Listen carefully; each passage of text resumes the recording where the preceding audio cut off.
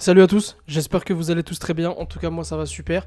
Avant de commencer cette vidéo qui n'était pas prévue, je dois avouer, continuez à vous abonner, à liker, vous connaissez la musique. Moi ça m'aide énormément pour les référencements. Continuez à commenter, activez la cloche.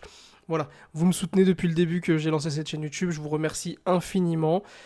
Et on peut passer enfin à la vidéo. Donc voilà, je disais vidéo pas prévue, mais voilà, c'est un sujet brûlant là depuis ce matin, même hier, je peux dire.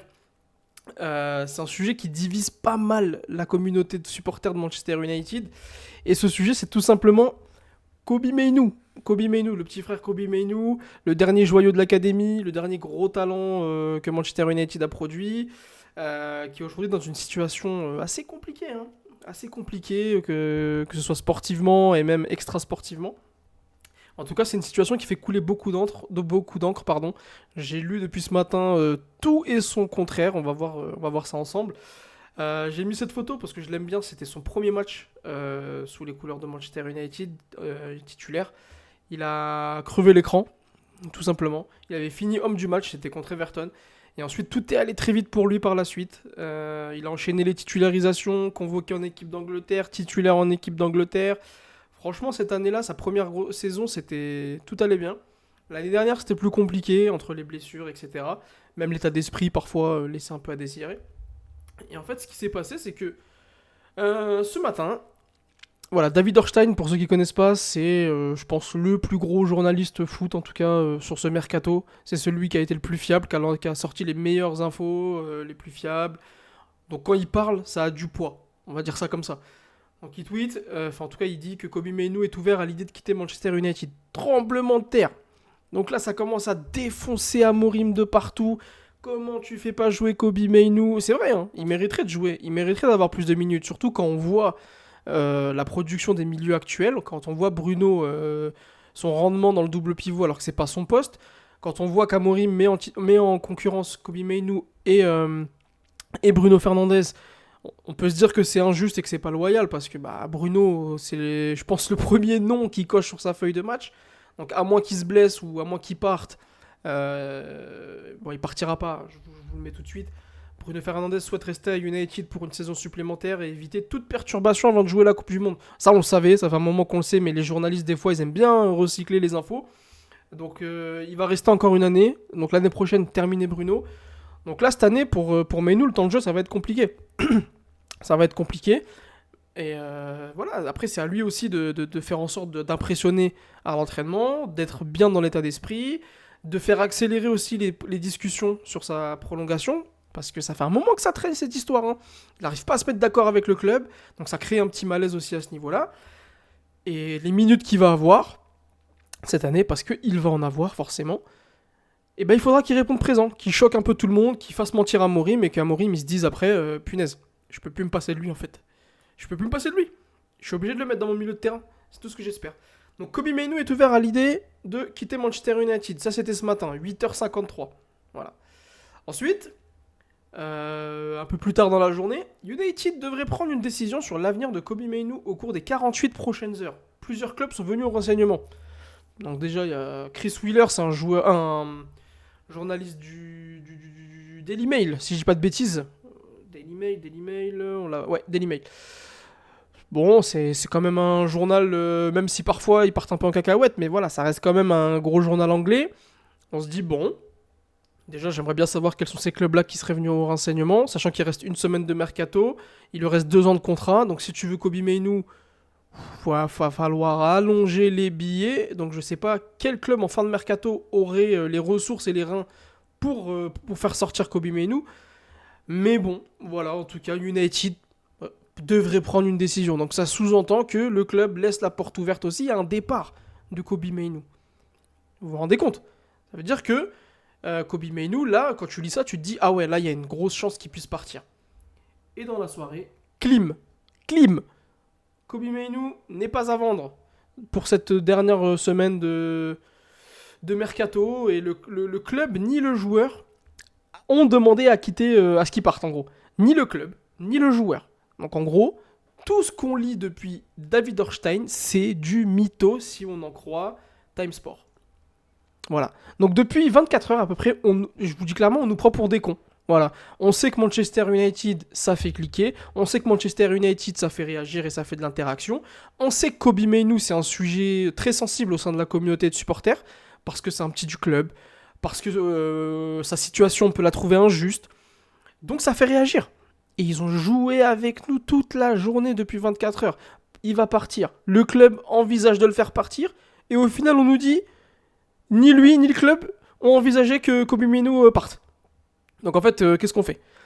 Donc là, je vais pas faire je sais pas, je vais juste vous dire de faire un peu attention à ce qu'on peut lire sur Twitter et sur les réseaux sociaux concernant le mercato, parce que ça part dans tous les sens, et là on en a la preuve.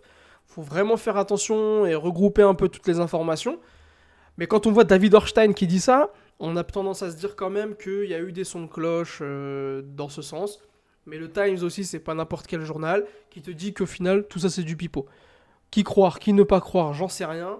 Moi, en tout cas, ça commence à me saouler un petit peu cette histoire, je vous avoue.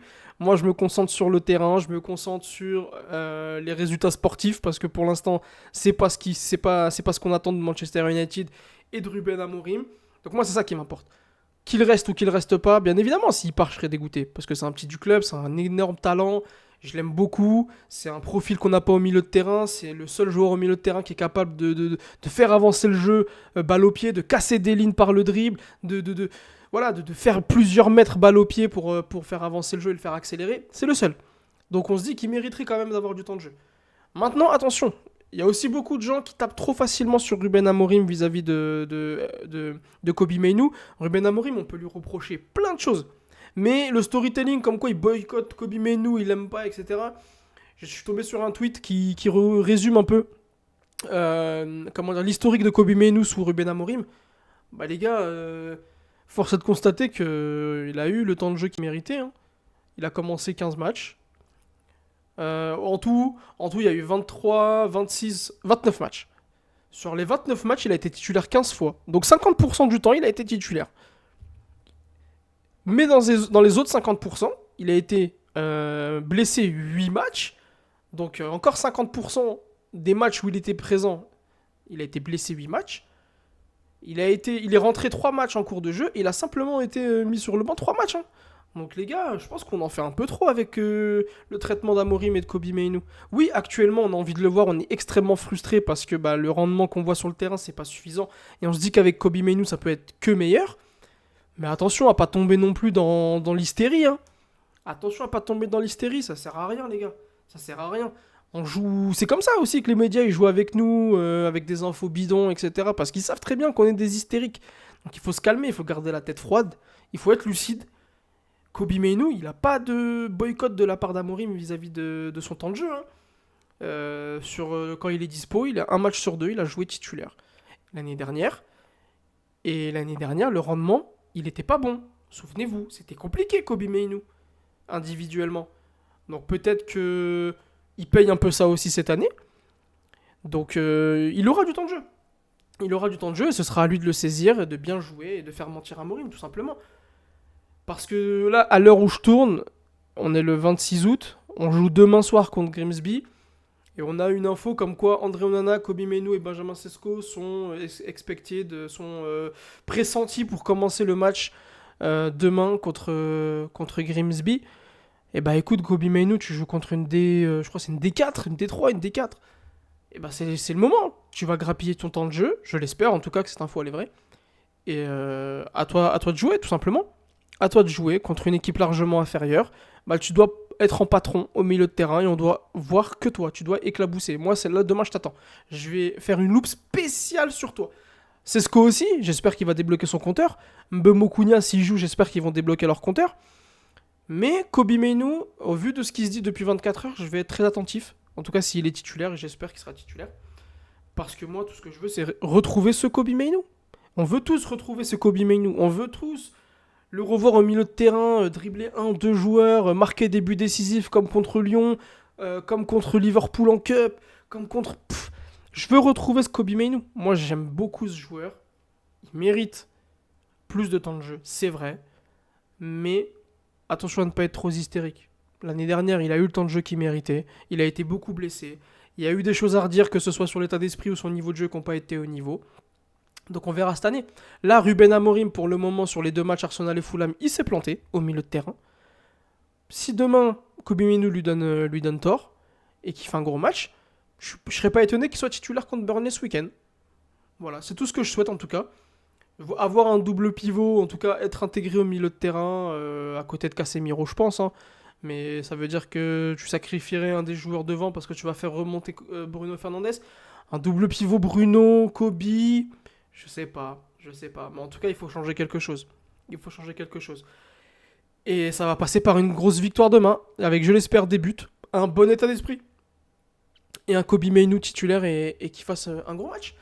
Voilà, donc c'était une vidéo assez courte, c'était pas prévu, c'était juste pour réagir à l'actualité Kobe Mainu. Encore une fois, attention à pas tomber dans l'hystérie, à trop taper sur tout et n'importe quoi.